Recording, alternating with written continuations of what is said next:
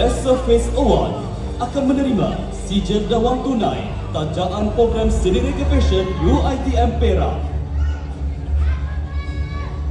Dan pemenangnya adalah Pereka Muda Fatin Nadira Muhammad Naziri.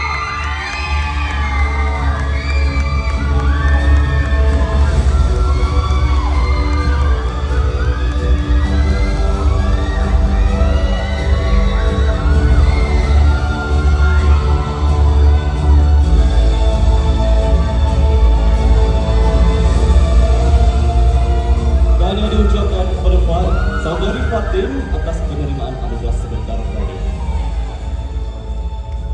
Hadirin yang dirahmati, tibalah masa yang paling mendebarkan para pereka muda pada ketika ini.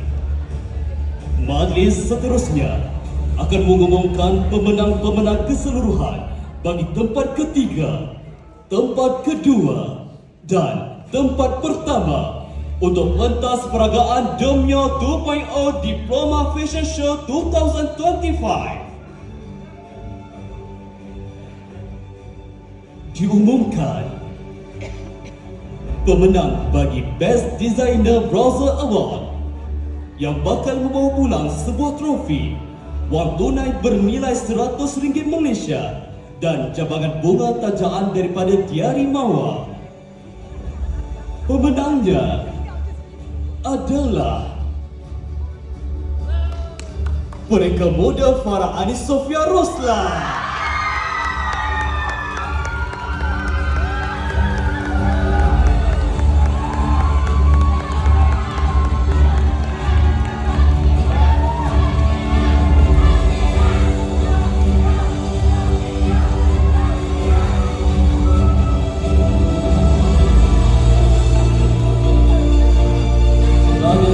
Kepada saudari Farah Anis Sofia.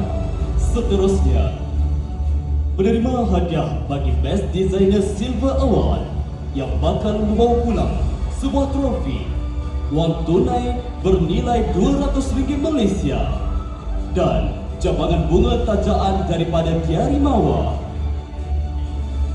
Pemenangnya adalah Pereka Muda Izzul Syami Azli Izzah.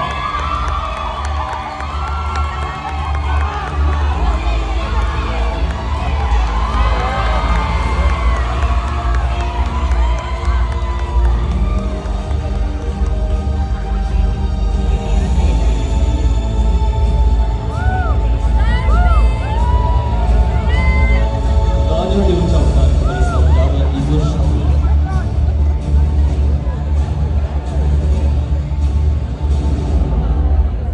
Dan bagi hadiah Best Designer Gold Award, penerima bakal membawa pulang sebuah trofi, wang tunai bernilai RM300 Malaysia dan cabangan bunga tajaan daripada Tiari Mawar.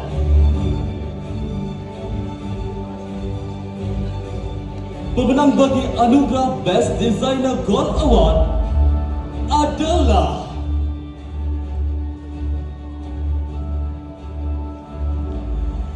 Pereka Muda Nuri Husna Padrima Muhammad Nasir.